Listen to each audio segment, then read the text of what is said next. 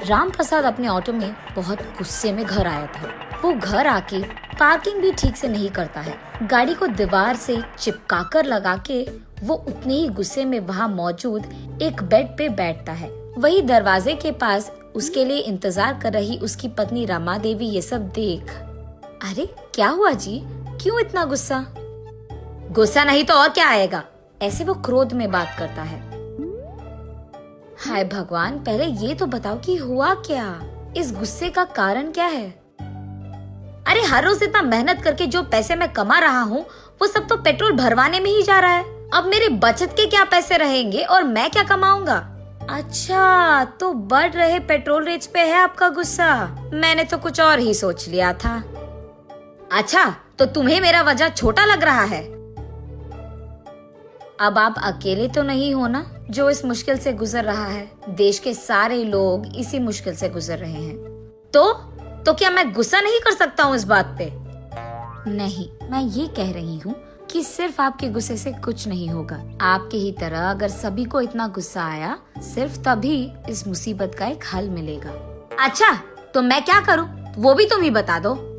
तो पहले आप इस पेट्रोल रेट्स के बारे में सोचना बंद कीजिए और ये सोचिए कि हर रोज आपके ऑटो चढ़ रहे ग्राहकों को दुगना कैसे बनाएं। मतलब अब मैं क्या करूं? मेरे एक ऑटो को दो में बनाऊं या फिर मेरे ऑटो के पीछे एक और ऑटो लगाऊं? ऐसे पूछता है गुस्से में।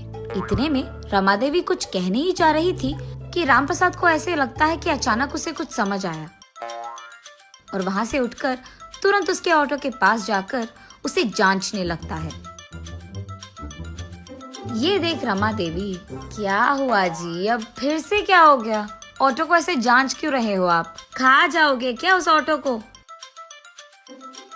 अरे नहीं, मैं ऑटो को नहीं खा रहा। अभी मुझे एक अच्छा आइडिया मिला है, बस यही सोच रहा हूँ कि उसको करके कैसे दिखाऊं, ऐसे कहता है।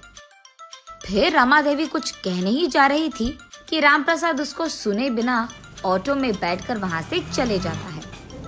ये आदमी तो मुझे कभी समझ में नहीं आएगा, ये सोचकर वो अपने काम करने लग जाती है। बहुत देर के बाद राम प्रसाद उसके घर लौटता है। रमा देवी अपने पति राम प्रसाद को और उसके द्वारा लाए गए उस अजीब ऑटो को देखते ही रह जाती है। ये क्या है जी?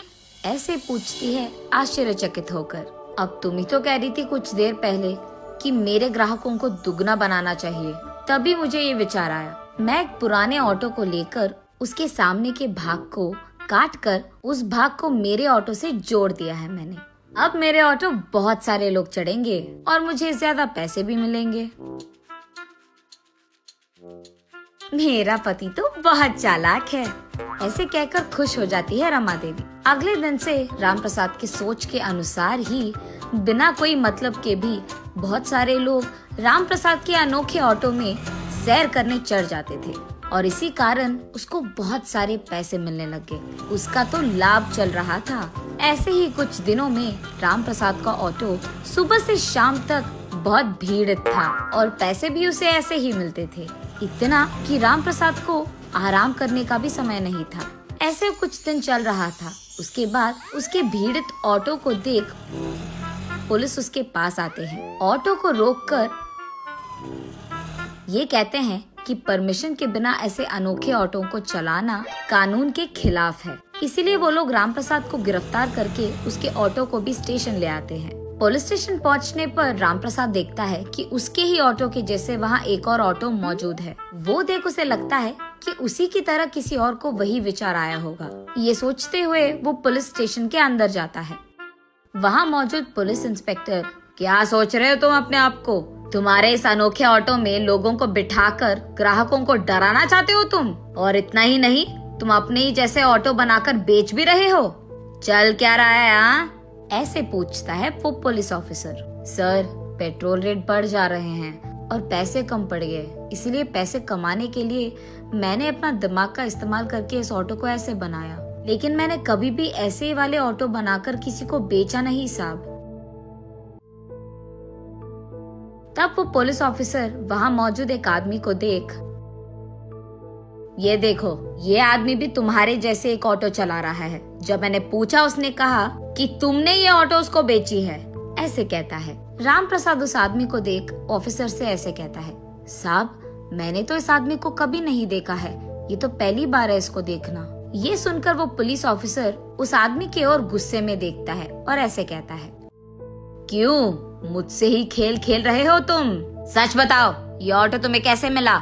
ऐसे उसे जोर से धमका कर पूछता है। डर के मारे वो आदमी, साहब मुझे माफ कर दो साहब, उसका अनोखा ऑटो देख सारे ग्राहक सिर्फ उसी के ऑटो में चढ़ रहे हैं, और क्योंकि वो ज्यादा पैसे कमा रहा है मैंने भी अपने ऑटो को ऐसे बदल दिया साहब। सुनो, इस आदमी को जेल में डाल दो और इसका ऑटो कहीं पे बेच दो। आज से ऐसे ऑटो नहीं बनाएंगे, उसका ख्याल भी रखो। ऐसे कहता है वो पुलिस ऑफिसर। जी साहब।